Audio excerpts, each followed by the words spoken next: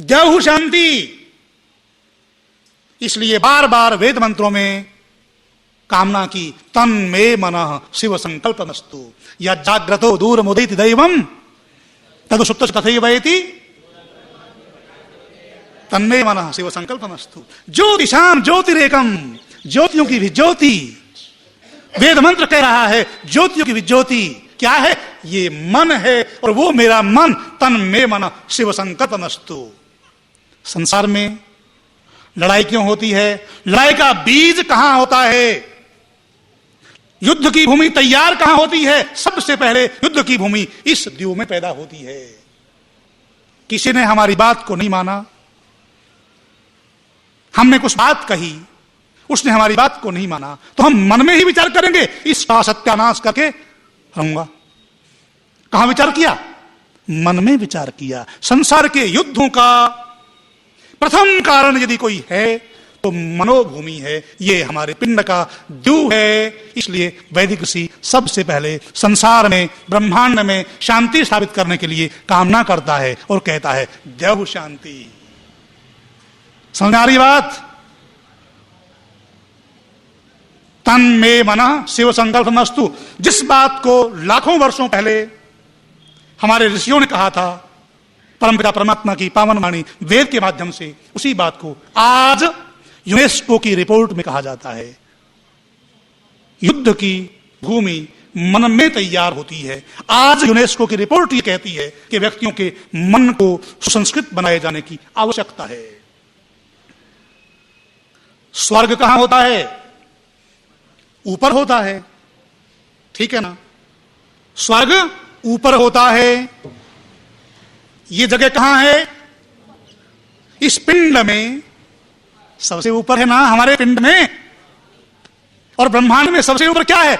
सूर्य, नक्षत्र आदि। उसका नाम भी क्या है? द्यूह है।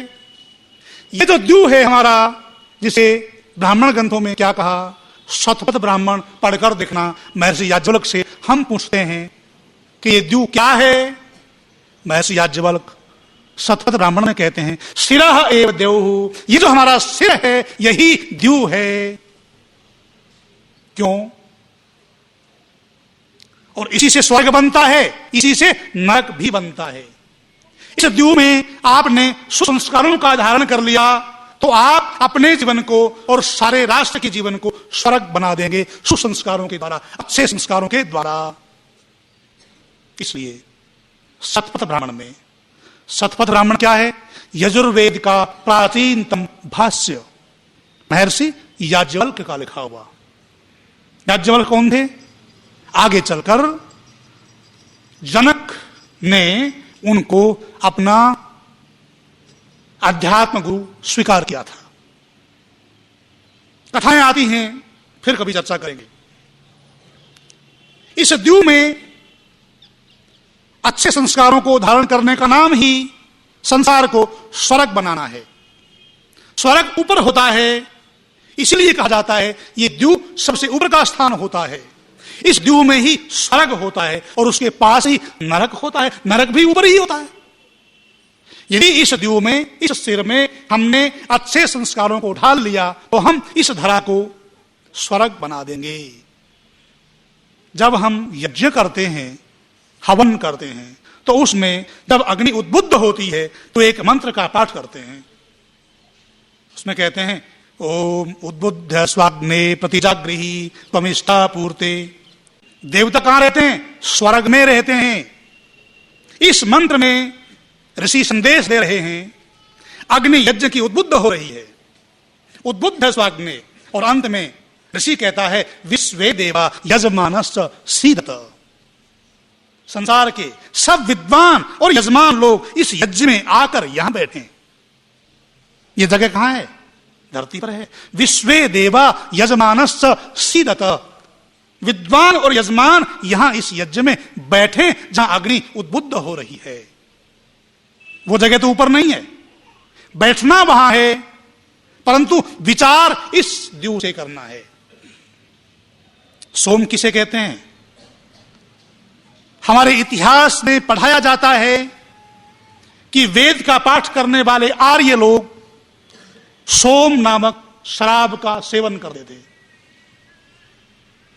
सोम, इन जिनका मैंने कहा, मैक्स मुलर, ग्रिफिथ, मैकडोनल्ड, विदेशी विद्वानों ने वेद के मंत्रों का अनर्थ किया। उन लोगों ने अपने ग्रंथों में लिखा कि वेद मंत्रों का पाठ करने वाले आर्य लोग सोम नामक सुरा का पान करते थे। उनको मालूम ही नहीं है सोम क्या होती है। रेतो वही सोम,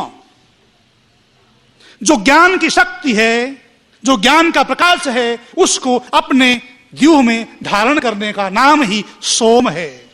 जो उस ज्ञान को अपने द्यूह में धारण कर लेता है वो सोम रस का पान करने वाला होता है।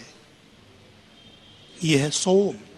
उस सोम के द्वारा वो सारे संसार को अपने जीवन के द्वारा स्वर्ग बना देता है। जो सोम रस का पान करता है वो देवता होता है, और जो इस द्यूह के द्वारा बुरे विचारों को ग्रहण करता है, उन बुरे विचारों के द्वारा इस धरती को नरक बना देता है, उसका पान करने वाला राक्षस होता है।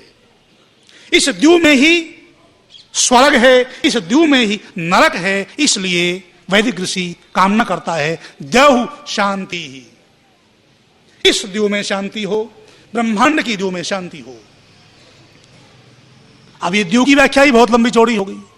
वेद मंत्र के एक एक शब्द पर यदि घंटों भी विचार करें तो परमपिता परमात्मा की ये पावन वाणी इतनी अद्भुत है, दिव्य है। एक ही शब्द में से न जाने कितने रत्न संसार के उपकार के लिए निकाले जा सकते हैं। अगला शब्द क्या है? अंतरिक्षम शांति। द्यूह के बाद क्या है? अंतरिक्ष है। जैसे उस द्यूह में छेद हो जाता है तो संसार के लोगों का जीना दुभर हो जाता है, ऐसे ही इस द्यूह में विकार आ जाएगा तो हमारा जीना भी दुभर हो जाएगा, हमें पागल करार दे दिया जाएगा। भाई जिसका दिमाग खराब हो गया, जिसका माइंड काम नहीं कर रहा है, उसका तो जीना बेकार है ना। तो इस द्यूह में शांति हो, उसके बाद हमने कामना की अंतरिक्ष में शांति हो, और जो शांति अंतरिक्ष में हो वो शांति हमें भी प्राप्त हो। सा मा शांति एधि, जो शांति अंतरिक्ष में हो वो शांति है प्रभु मुझे भी प्राप्त हो। उसके बाद में क्या जगह आती है? इस सिर के बाद में जो स्थान आता है वो ये आता है, हवा का आदान प्रदान, श्वास का आदान प्रदान कहां होता है? फेफड़ों में होता है ना।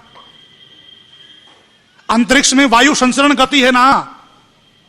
अंतरिक्ष मंडल में संतुलन न रहे, अंतरिक्ष मंडल दूषित हो जाए तो क्या ब्रह्मांड की स्थिति ठीक हो जाएगी?